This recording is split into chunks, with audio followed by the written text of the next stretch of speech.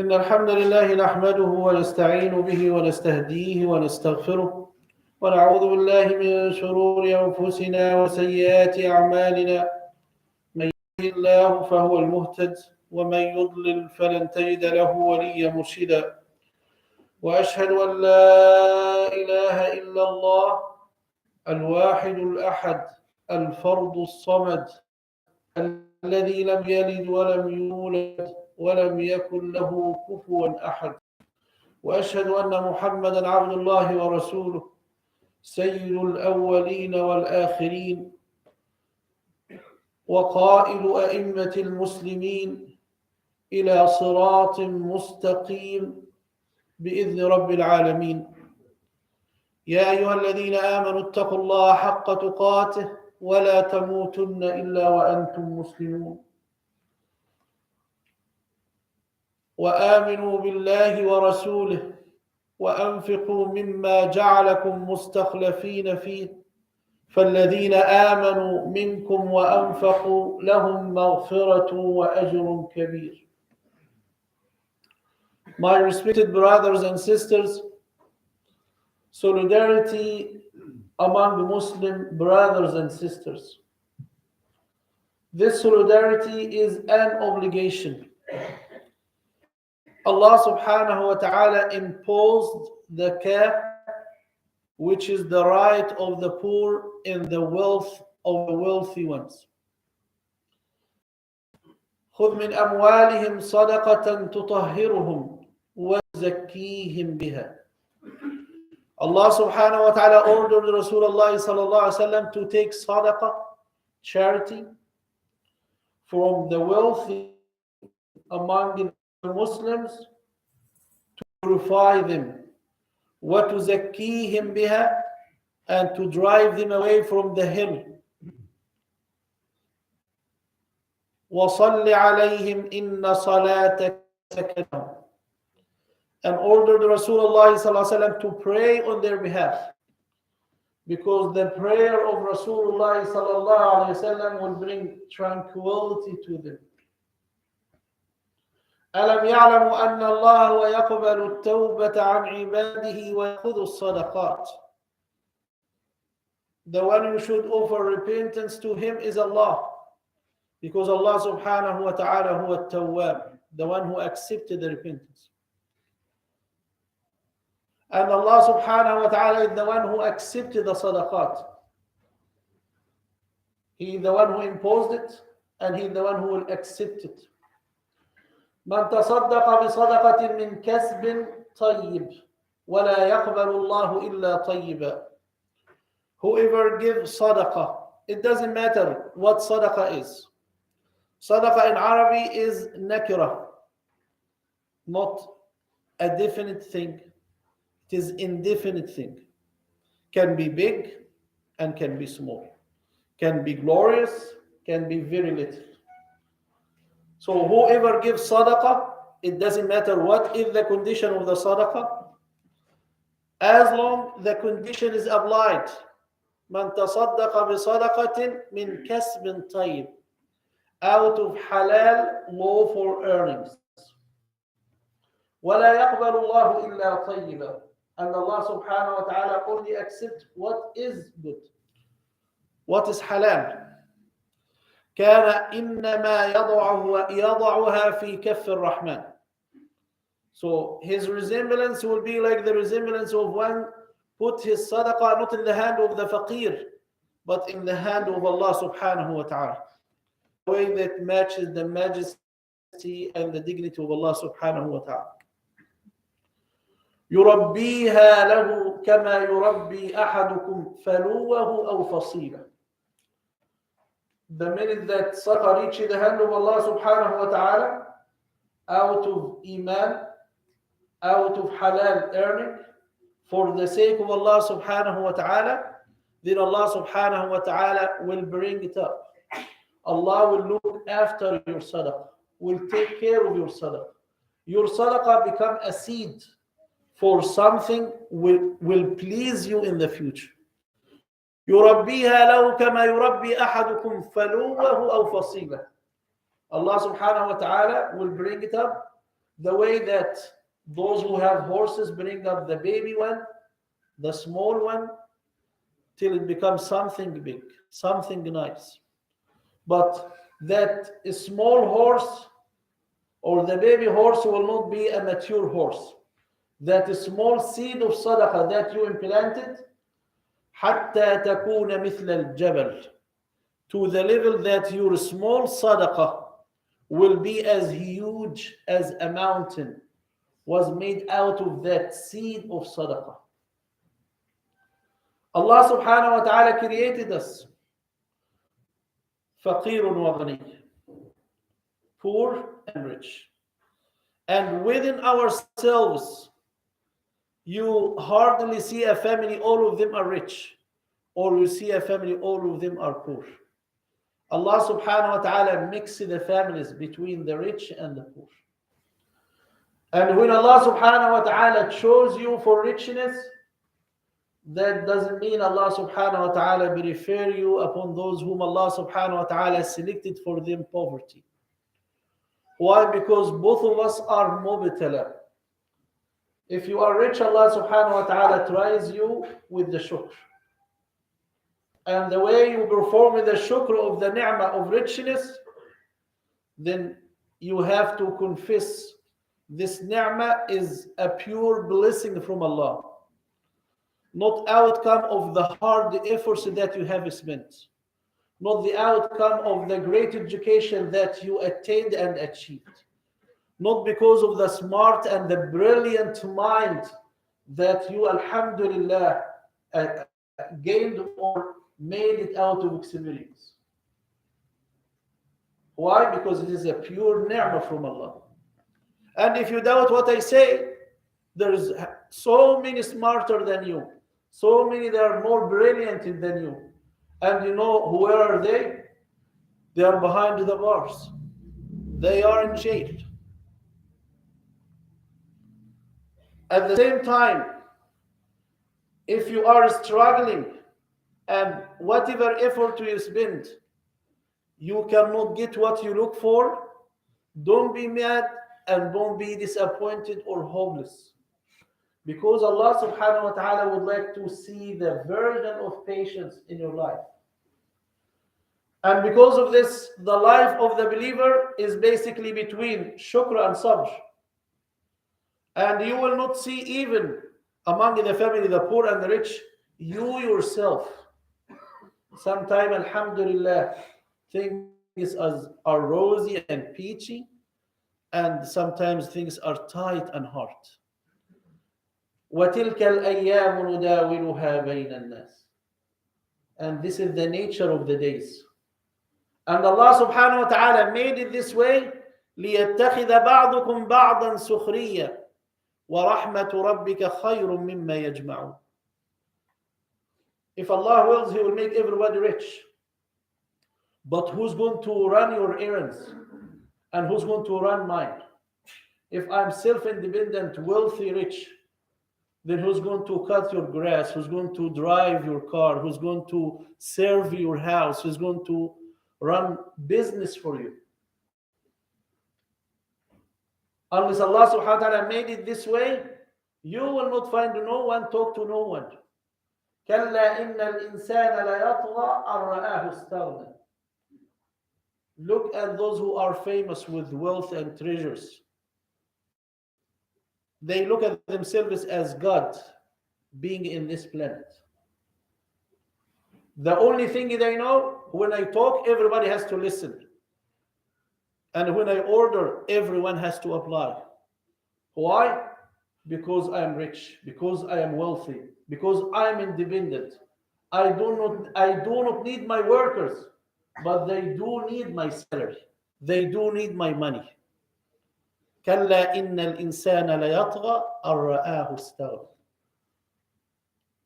Allah subhanahu wa ta'ala made this way to the level, the very high professional surgeon with your nerve system, neurologist, his hour, $10,000, $50,000, $100,000, and his patient is extremely poor guy, the guy who collected the garbage or the guy who cut the grass for his front yard or his backyard. Why? Because Allah subhanahu wa ta'ala made the risk of that talented, skillful surgeon by running the surgery and operation for that poor guy. And that guy himself is in dire need of this person. Imagine that person in his house, he's in need of a plumber, and he missed the talent and the tool for that. Can he stay in his palace or castle without the help of that plumber to him? Then you say, Alhamdulillah, لِيَتَّخِذَ بَعْضُكُمْ بَعْضًا سُخْرِيًّا. So we can help one another. We can talk to one another. We can exchange phone numbers with one another. We can be in love with one another. You offer me a service, and I offer you an income, a way of life. Otherwise, we'll be isolated. Solidarity among Muslim community, Allah subhanahu wa ta'ala imposed the zakat as an obligation right in the wealth of those who are rich. But this is in the normal conditions. When there is no crisis, there is no catastrophe, there is no one is struggling. But when the crisis comes and the catastrophe takes place, then Allah subhanahu wa ta'ala imposed something more than the zakat. You cannot have your wealth being accumulated in the bank account or have provision saved for 6 months in your house, while people around you, they are struggling to feed themselves and their kids. That's why Sayyidina Abi Sa'id al-Khudri radiyallahu anhu, in the hadith he narrated about Rasulullah sallam, he said, we were traveling with Rasulullah sallallahu alayhi wasallam, and there was Rasulullah sallallahu alayhi wasallam, فَمَرَّ بِهِ رَجُلٌ young. A man was looking around Rasulullah sallallahu alayhi wasallam, yaminan wa shimalan, right and left, like something is missing from him, like he is in need of help. A scene you cannot neglect, even though the man was not asking for help by his tongue, but the way he's acting and behave, he's looking for help. And based on the statement of Rasulullah after that, because they weren't traveling, and the poor guy, he has only his feet, so he doesn't have a right. Then Rasulullah immediately made the instruction and the teachings. من كان معه فضل ظهر فليعد به على من لا ظهر له. If you have an etc. right, you shouldn't keep it for yourself. You should offer it for the one who has no right.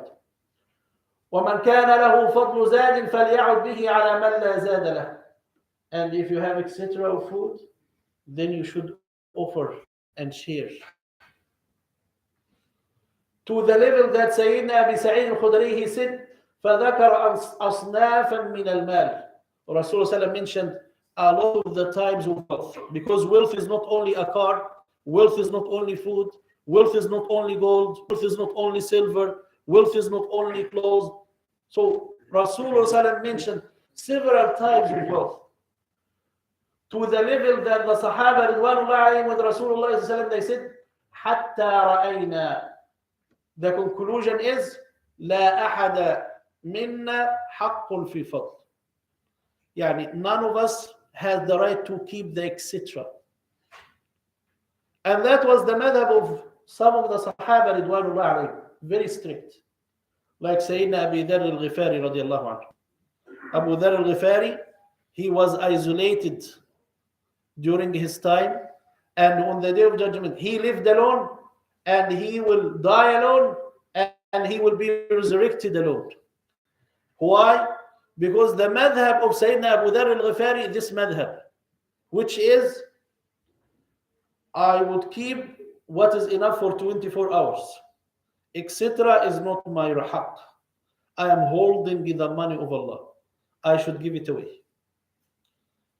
And he tried to apply it on the rest of the Muslims, but Sayyidina Muawiyah radiallahu anhu, he said to him, brother, this is too harsh and too hard. My advice for you, just to look for a place that you can apply your doctrine upon yourself. And deen is much wider than this. So did Abu Dharr fight with Muawiyah? No, he accepted. And he isolated himself from the people. He bought al-akhirah instead of the dunya. Rasulullah sallallahu alayhi wa sallam, he was among the Sahaba ridwanullahi alayhi. And there was a lady. This lady, she did a garment for Rasulullah by her hand. From the thread all the way to the fabric to the design. And she said to Rasulullah sallallahu alaihi wasallam, I made it with my own hand and I'd like you to dress with it. I'd like you to wear it. So Rasulullah sallam put her garment on him. Looks very nice on Rasulullah sallallahu alaihi wasallam. And the minute the Sahaba, they after exchanging his garment, then one of the Sahaba, they didn't mention his name. And he said, Ya Rasulullah, uksuniha, give it to me. I'd like to wear it. Ma ahsanuha. It is so beautiful. Then Rasulullah sallallahu alaihi wasallam, soon he reached his house, he folded and sent it to him. So the rest of the Sahaba complained and criticized his behavior. Because in the hadith, وَكَانَ فِي حَاجَتِهَا. Yani if you look at the garment of Rasulullah sallam, Rasulullah used to have like a garment special for Eid and for Jum'ah. And the other one for the daily errands. So that one was almost torn out. So they know Rasulullah is in need. Then they told him, why did you ask Rasulullah sallallahu alaihi wasallam for it? And do you know Rasulullah sallallahu alaihi wasallam will not return someone asking for a favor? They say the habit of Rasulullah sallallahu alaihi wasallam, if someone asks him a favor, one of two things will happen. If it is hand reach, Rasulullah sallallahu alaihi wasallam would give it to him. And if it is far away from the hand of Rasulullah sallallahu alaihi wasallam, then Rasulullah sallallahu alaihi wasallam يقول له خيرا أو يعده خيرا. Rasulullah say he will promise him, inshallah, something good will come out. Like إن تيسر الله أو إن يسر الله سنصرك بإذن الله. يعني he said, okay, brother, I am really sorry right now, but the minute inshallah your mas'ala is in our hand, we will reach you. That was Rasulullah. Even Rasulullah, he used to reach further than this. Rasulullah, sometimes he used to borrow from people to give sadaqah fi sabilillah. And one of the Sahaba saw the hardship on Rasulullah because Rasulullah would love to give. It is very harsh on Rasulullah that someone asks him a favor and Rasulullah return him empty-handed. So the Sahaba said to Rasulullah sallallahu alaihi wasallam, why ya Rasulullah cost yourself above your ability? Rasulullah sallallahu he didn't like the comment. So one other Sahaba ridwanullah alayhi said to Rasulullah sallallahu, Ya Rasulullah anfiq wa la takhsha min dil arsh ikhlal. He said, Ya Rasulullah, don't worry, we all in your back. Give whatever you want. And never ever being afraid that Allah subhanahu wa ta'ala will be tight on you. وَلَسَوْفَ يُعْطِيكَ رَبُّكَ فَتَرْضَى. And your Lord will grant you and give you and bless you to the level that you, Muhammad, will be pleased. So Rasulullah sallallahu alaihi wasallam, he himself is in dire need of that shirt, of that garment. But when someone asks for it, peacefully and kindly, Rasulullah sallam, soon he can take it off and replace it with something for him. He folded it and sent it to him. So when the Sahaba asked, why did you do such a thing? Then he said, Wallahi, I was looking for it to wear it, but I was looking for it to be my kafan, to be my coffin, to be buried with it. The narrator of the hadith, Sayyidina Sahal ibn Sa'd, I think Sayyidina Abi Sa'id al-Khudri, he said, فَكَانَتْ كَفَنُ. It become his kafan. So the guy died, and we remember he was buried within that garment of Rasulullah sallallahu alaihi wasallam. Solidarity among Muslim brothers and Muslim sisters is not a favor that someone done to someone is in need. Always keep in mind, Allah subhanahu wa ta'ala chose you to have an upper hand. And Allah subhanahu wa ta'ala tried him to be a lower hand. And by the end, if the entitled one to take, he took the sadaqah, then cannot be blamed for that. This is his right. And the entitled one for giving gave sadaqah, he shouldn't be boastful of what he did, because he paid off the right of Allah subhanahu wa ta'ala. And the great scene, both of them in front of the gate of Jannah will hold hands to enter Jannah together. And the miskin will appreciate the ata of the rich. And the rich will appreciate that Allah subhanahu wa ta'ala at least he made someone to accept his sadaqah. Because in the end of the time, before the day of judgment, yazid al-ata, to abundance of everything. To the level you have your sadaqah, you like to give it away, no one would accept it from you. Why? Because everybody had the concept the day of judgment is approaching. Maybe this evening or tomorrow morning. Or if it's not tomorrow morning, then tomorrow evening. Matter of hours or days. Then if you give me a sack of rice or a sack of wheat or a sack of flour, why should I keep it in my garage? The day of judgment is going to take place and I will be accountable for it. And the beggar himself, the brother, you think that he is poor, he will address the rich and say to him, brother, if you brought it yesterday, I would rather take it from you. But since you brought it today, I'm sorry, I don't need it. That will be the concept. Wallahi, Allah subhanahu wa ta'ala every single day reveal enough rizq to cover the whole planet peacefully and kindly. But unfortunately, some they take advantage of others. Look at the garbage that we throw away and look at those who are in dire need and those who are starving. أيها الإخوة المؤمنون إن البر لا يبلى والذنب لا ينسى والديان لا يموت اعمل ما شئت كما تدين تدان وادعوا الله وأنتم موقنون بالإجابة.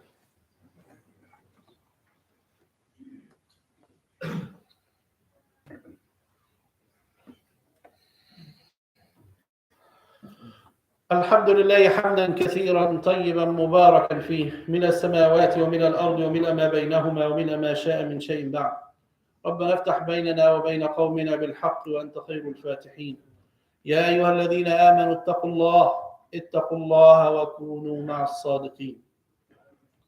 My respected brothers and sisters, when you make yourself the focus and the attention of yourself, then basically you will find no opportunity to give away.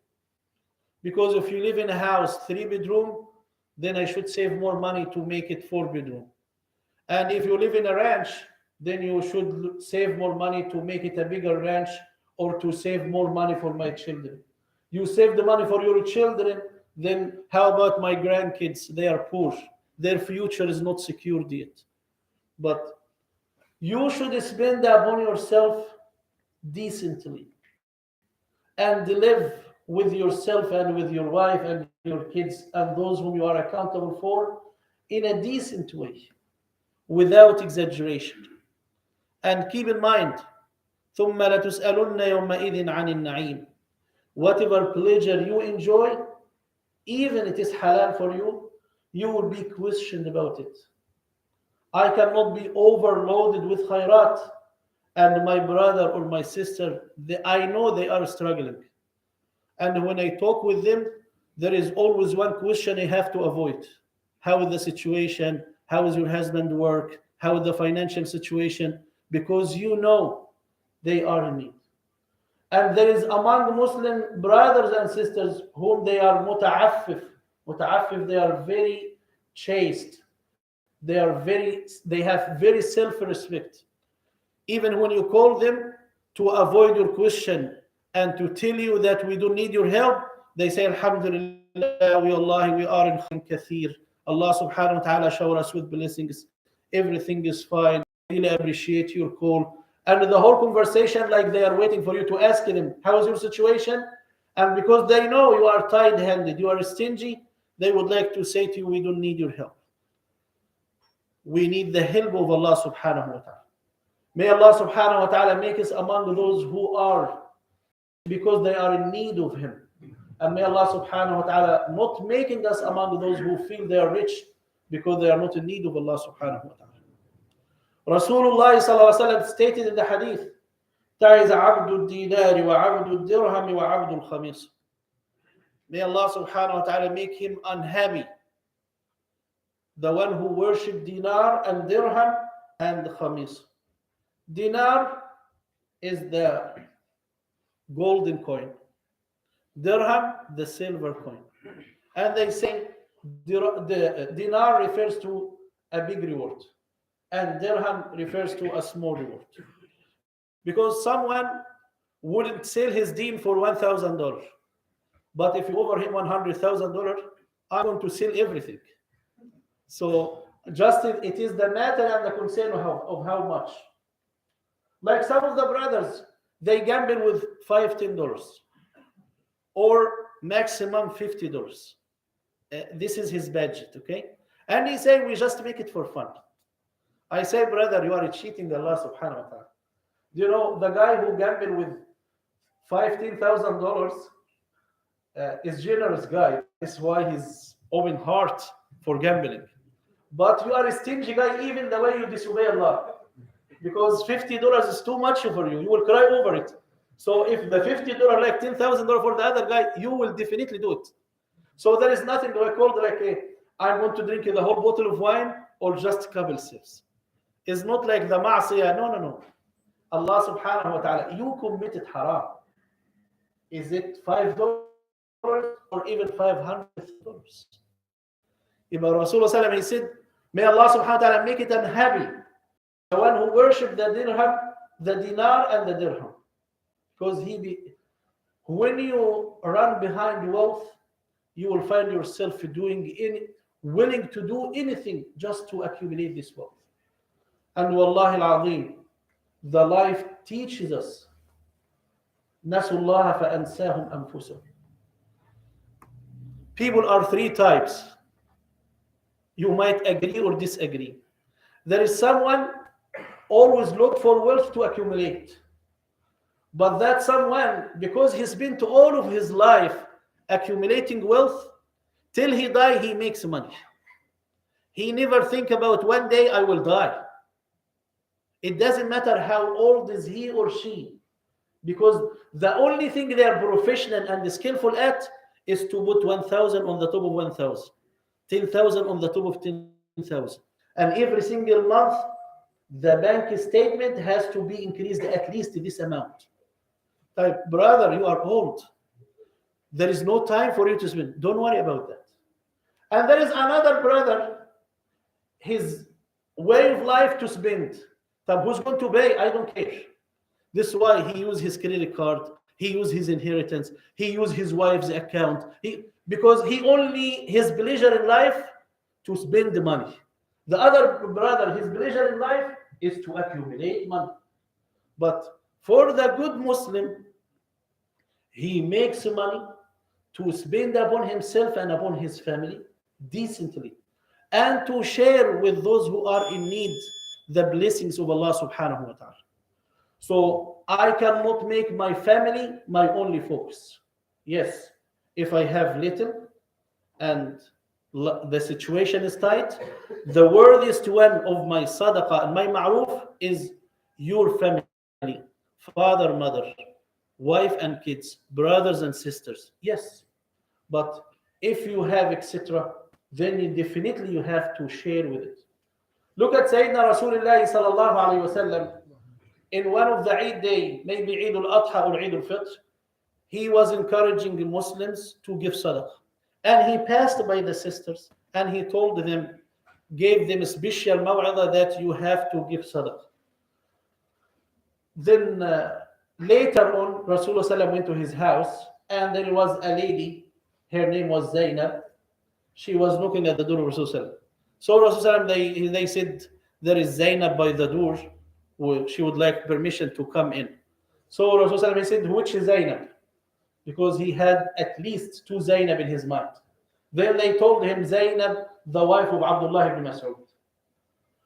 Then Rasulullah said, allow her in. When she came to Rasulullah, she said, Ya Rasulullah, you advised us earlier today to give sadaqah, and I have some gold, and I sold it. Now I have the money, and I'd like to give it away based on your mashura, based on your instructions. But look what Abdullah ibn Mas'ud said. Abdullah ibn Mas'ud, he said, the worthiest one of your sadaqah is me and your kids. So you have a wife, she has gold and silver, and she would like to give sadaqah. And you have her husband and her kids, they are poor. They need help. Then she said, Ya Rasulullah, what should I do? Abdullah ibn Mas'ud, he said, give me the sadaqah. Okay? Then Sayyidina Rasulullah, he said, Sadaqah ibn Mas'ud. He told you the truth. The best one that entitled for the sadaqah of the wife, the first one is the husband and the kids. When the husband give to his wife and his kids, this is hadiyah.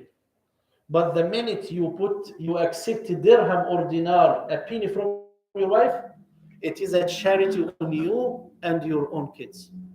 May Allah subhanahu wa ta'ala pave our way towards Jannah. And may Allah subhanahu wa ta'ala implant in our hearts the love of fuqara and those who are in need.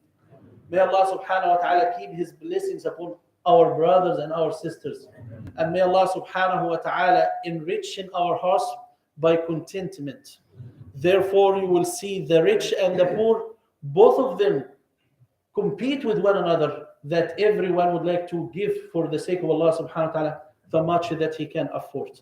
May Allah subhanahu wa ta'ala accept our siyam and our qiyam.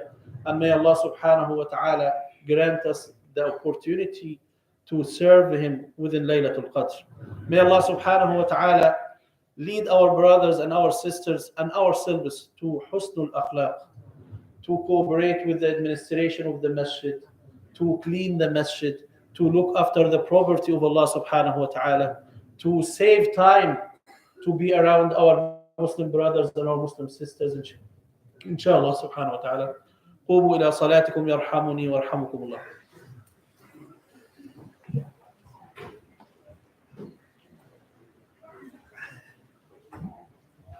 Donation, please.